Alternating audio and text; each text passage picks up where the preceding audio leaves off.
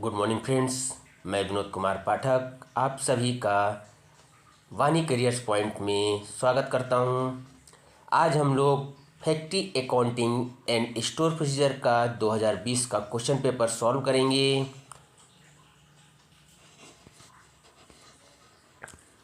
Factory accounting and store procedure का 2020 के question paper में फर्स्ट क्वेश्चन है आपका, एक लागत चालक है। एक लागत चालक मतलब कॉस्ट ड्राइवर। जो कॉस्ट ड्राइवर होता है वह एक कार्यकलाप या एक्टिविटी जिसके फलस्वरूप लागत में विभिन्नता या वेरिएशंस होती है, उसे क्या बोला जाता है? उसे एक लागत चालक या कॉस्ट ड्राइवर बोला जाता है। तो फर्स्ट का आंसर क्या हो जाएगा आपका? सी। ठीक है। सेकेंड क्वेश्चन है,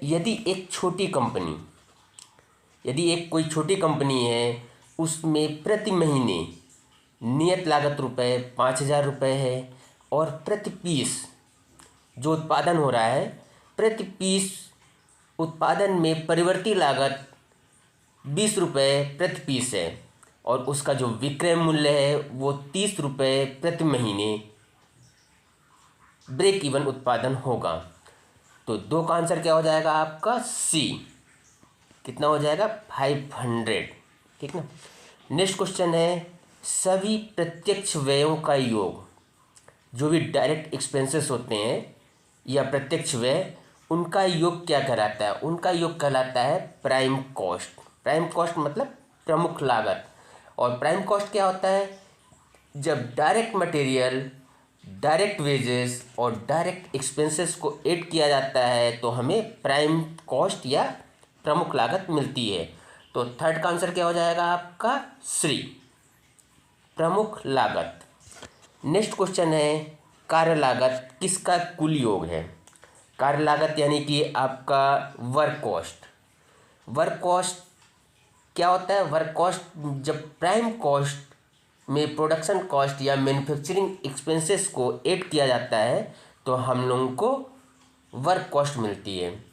और वर्क कॉस्ट क्या होता है? कंट्रोलेबल कॉस्ट होता है या नियंत्रणीय लागत कहलाता है। ठीक ना। तो फोर्थ का आंसर क्या हो जाएगा आपका? डी। नेक्स्ट है आपका मूल्यह्रास। मूल्यह्रास या डिप्रिसिएशन। तो मूल्यह्रास या डिप्रिसिएशन क्या होता है? हमेशा फिक्स्ड होता है, नियत होता है। जैसे टूल रूम में जो मशीनें होती हैं उनका जो मूल्यह्रास होता है वो 5% ईयरली होता है, वार्षिक होता है। और 20 साल में टूल रूम में स्थापित मशीनों की वैल्यू 0 हो जाती है। ठीक ना। और जैसे कैपिटल आइटम है आपका लैंड वगैरह, इनका मूल्यह्रास नहीं होता है।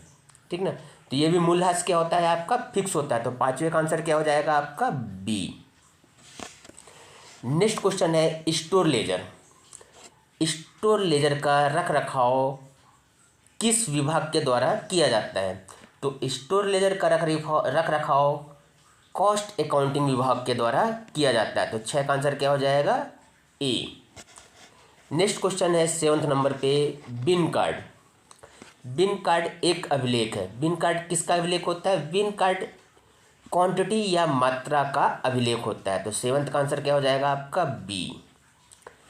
8 नंबर पे है, बिन कार्ड का रख रखाव कौन करता है? तो बिन कार्ड का रख रखाव किसके द्वारा किया जाता है? बिन कार्ड का रख रखाव स्टोर कीपर के द्वारा किया जाता है। तो इसका आंसर 8 का आंसर क्या हो जाएगा आपका? डी। नेक्स्ट क्वेश्चन है, स्टॉक आउट।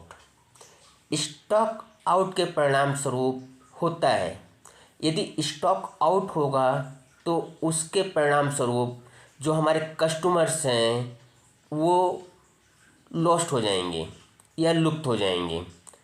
क्योंकि जब स्टॉक ही नहीं रहेगा तो कस्टमर आएंगे नहीं, और जिनके पास स्टॉक होगा कस्टमर उनके पास में जाएंगे।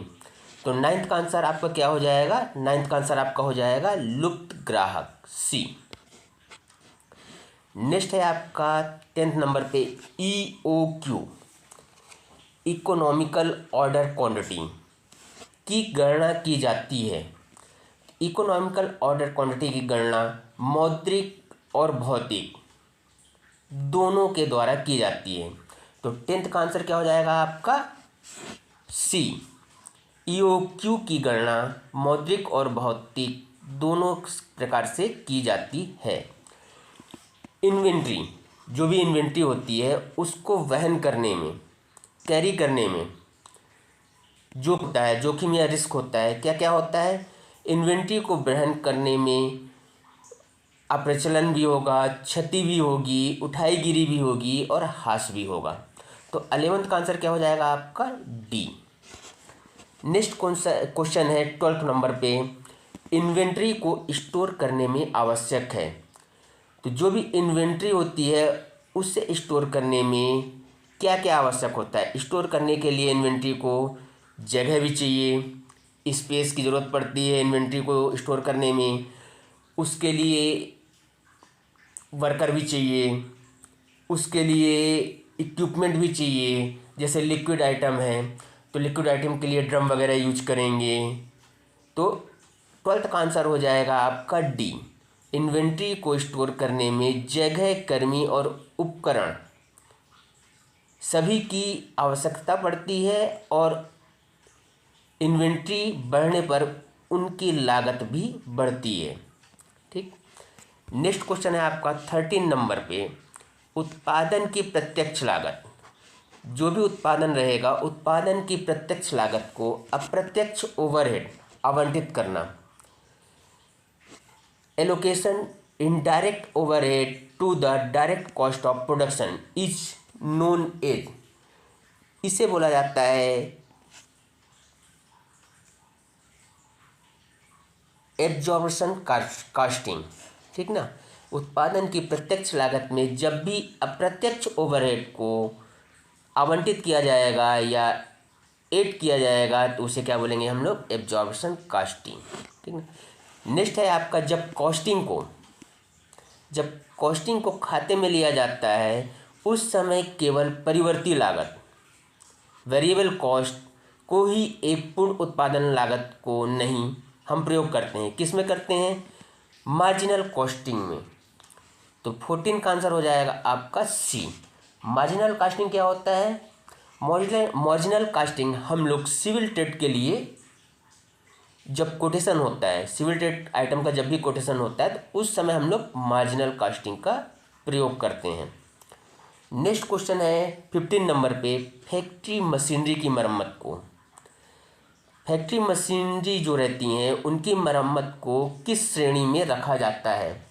तो फैक्ट्री मशीनरी जो भी रहेगी उसे हम लोग फैक्ट्री इनडायरेक्ट एक्सपेंसेस, फैक्ट्री अप्रत्यक्ष व्यय के रूप में रखा जाता है। नेक्स्ट क्वेश्चन है, जब सामान्य विक्रय मूल्य के नीचे एक विशेष आदेश को स्वीकार करने का निर्णय लिया जाता है तो एक फर्म, जो भी फर्म रहेगा, निर्माणी रहेगी, वो कौन सी लागत पर विचार करेगी? तो उस समय फैक्ट्री क्या करती है? मार्जिनल कॉस्टिंग का प्रयोग करती है या सीमांत लागत का प्रयोग करती है। तो इसका आंसर क्या हो जाएगा? 16 का बी, सीमांत लागत। नेक्स्ट क्वेश्चन है 17 नंबर पे, वाष्पीकरण या संकुचन के कारण, जो भी वाष्पीकरण होता है या संकुचन होता है उसके कारण उत्पादन या भंडारण के दौरान एक सामग्री की हानि को कहा जाता है। उसे क्या कहते हैं हम लोग? वेस्ट। वाष्पीकरण या संकुचन के कारण उत्पादन या भंडारण के दौरान जो भी हानि होगी उसे हम लोग वेस्ट कहते हैं। तो 17 का आंसर हो जाएगा आपका बी। नेक्स्ट क्वेश्चन है, उत्पादित इकाइयों के ऊपर, जो भी उत्पादित इकाइयाँ होती हैं उनके ऊपर एक विशेष विभाग या लागत केंद्र को आवंटित ओवरहेड्स के वितरण की प्रक्रिया को कहा जाता है। तो उसे क्या कहा जाता है? विभागीकरण। 18 का आंसर हो जाएगा आपका डी, विभागीकरण। नेक्स्ट क्वेश्चन है 19 नंबर पे, घटना का कोण। घटना का कोण परिभाषित करता है, तो घटना का कोण क्या परिभाषित करता है? लागत और राजस्व के बीच जो भी लागत रहेगी और राजस्व के बीच बीईपी पश्चात संबंध या post BEP relation between cost and revenue. तो 19 का आंसर हो जाएगा आपका बी। मशीनरी का मूल्यह्रास, जो भी मशीनरी होती हैं, मशीन्स होती हैं, उनका मूल्यह्रास निम्न रूप से वर्गीकृत किया जाता है। तो मशीनरी जो भी होती हैं उनका जो मूल्यह्रास होता है वो फैक्ट्री इनडायरेक्ट एक्सपेंसेस में आता है, फैक्ट्री अप्रत्यक्ष व्यय। तो 20 का आंसर क्या हो जाएगा? बी, 20 का आंसर। नेक्स्ट क्वेश्चन है पीस कार्य लाभ प्रतिशत निम्नलिखित के आधार पर निकाला जाता है।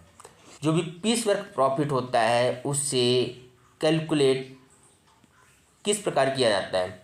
तो 21 है आउटपुट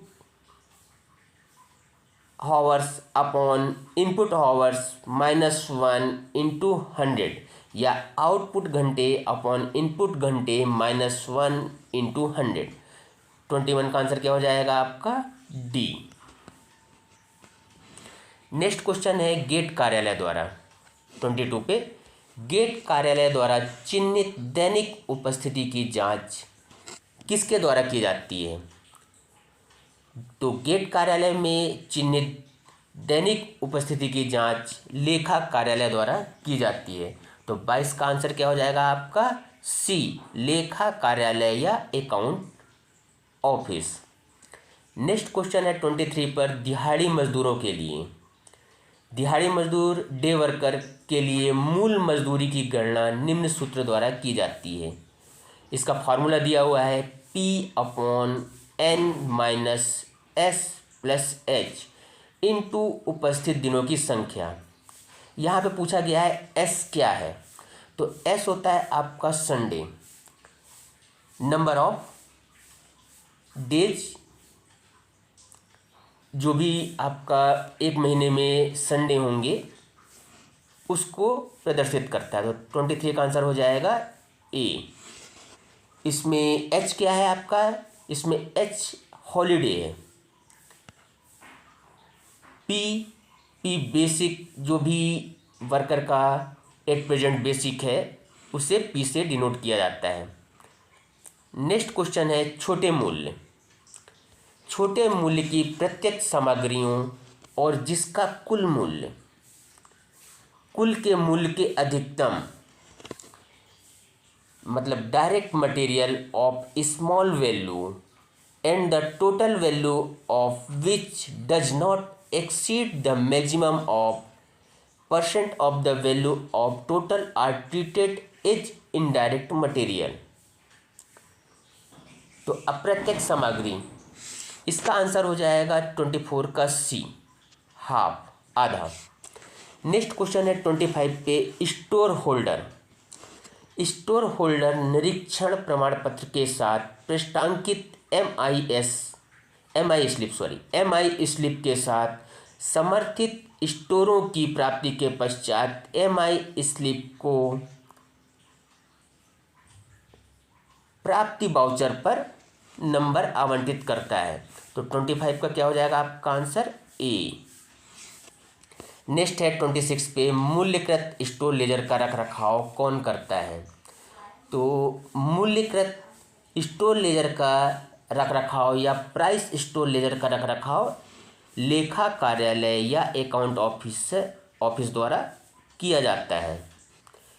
नेक्स्ट आता है 27 पे उत्पादन में होने वाले स्क्रैप, उत्पादन में जो भी स्क्रैप या शॉप द्वारा लटाई गई सामग्री को स्टोर द्वारा कहाँ पर एंट्री किया जाता है या स्टोर किया जाता है?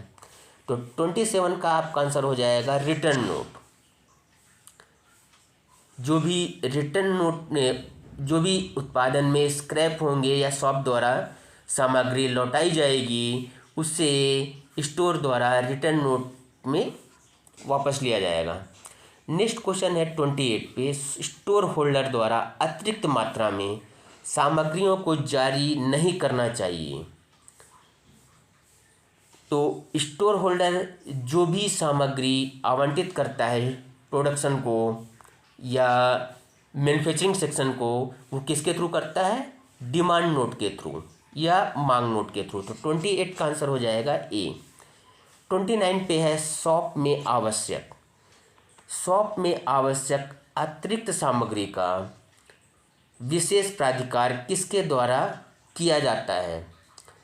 तो शॉप में आवश्यक अतिरिक्त सामग्री का विशेष अधिकार योजना विभाग या प्लानिंग डिपार्टमेंट द्वारा किया जाता है। तो 29 का आंसर क्या हो जाएगा आपका? डी। नेक्स्ट क्वेश्चन है धीमा गमनशील स्लो मूविंग स्टोर वे स्टोर होंगे जिन्हें समीक्षा की तारीख से 1 से 3 वर्ष के बीच अवधि के दौरान नहीं लिया गया हो। तो 30 का आंसर क्या हो जाएगा आपका? सी।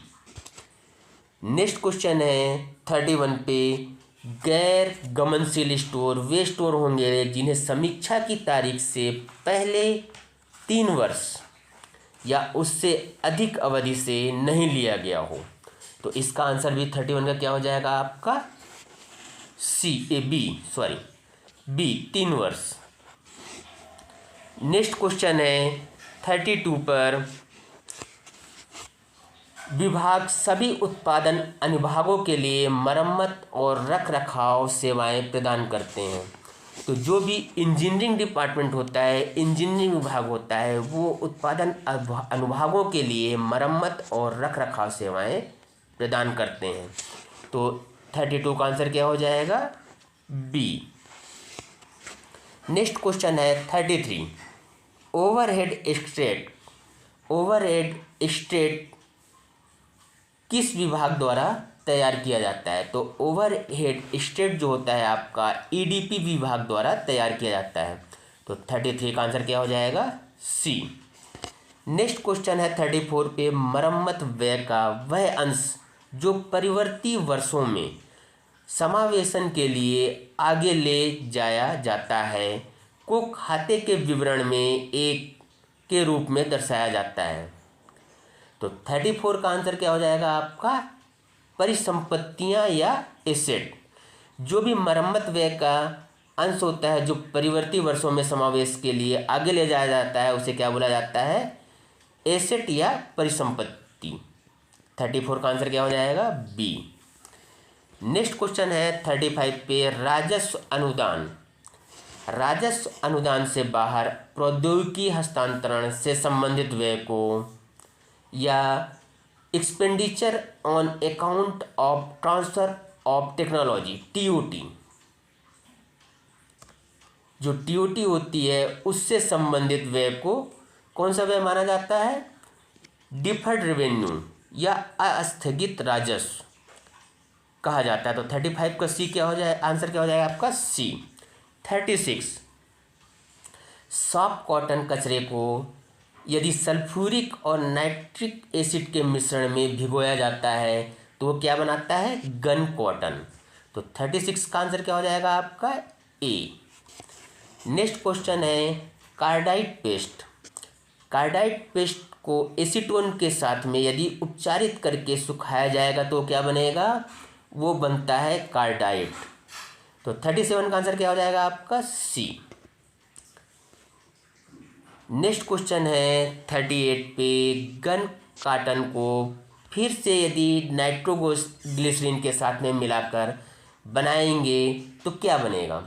तो 38 में जो गन कॉटन है उसे यदि नाइट्रोग्लिसरीन के साथ में यदि मिलाकर बनाया जाता है तो वो बनता है कार्डाइड पेस्ट। 38 का आंसर क्या हो जाएगा आपका? बी।